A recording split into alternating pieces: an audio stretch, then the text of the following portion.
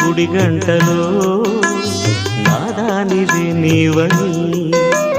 గోరంత పసుపెట్టి ఊరంతా కబురెట్టే శ్రీవారే రావాలని కుంకుమతో కుశలమని పారాణే పదిలమని దీవించు దేవుళ్ళే మన ఇంటి వారని తెలియని రాగం పలికింది తీయని భావనలో మనసే జ్యోతిగా వెలిగింది మమతల కోవెలలో